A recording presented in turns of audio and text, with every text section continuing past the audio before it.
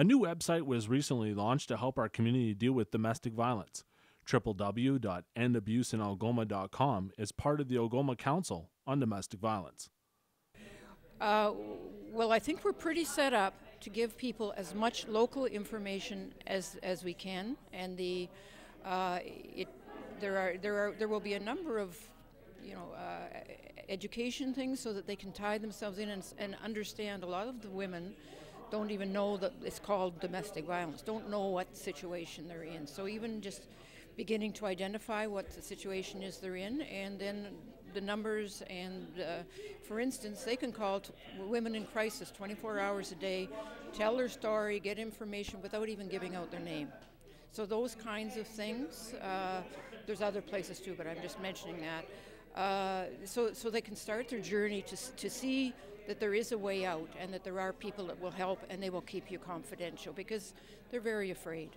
We're at Algoma Family Services really happy to be a part of the Algoma Council on Domestic Violence and the launch of this website, because the information is so important to women. Women who are abused live in isolation, and in order to free themselves from that abuse, they need information. And not only is this website going to be valuable to women in Sault Ste. Marie, but potentially all over the world. The event took place at Sault College, as many of their students in social work and nursing programs will deal directly with domestic violence throughout their career. The Clothesline Project, a collection of T-shirts from local women to raise awareness about violence against women, was also on display so students could see and read the many stories of abuse and transformation in our community.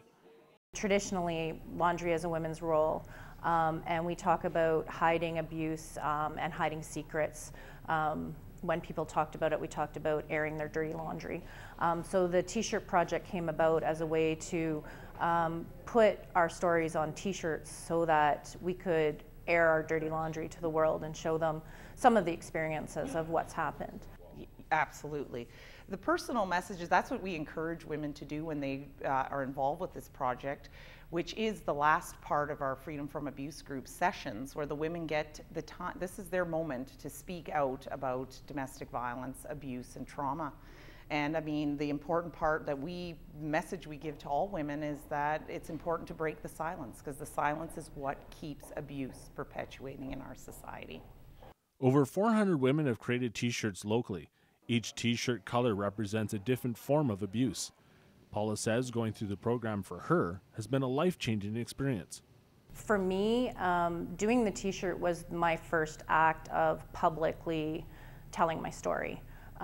Even though it wasn't ever really going to go anywhere with my name, it was a way to say, like, look at what I've been through, look at where I'm going.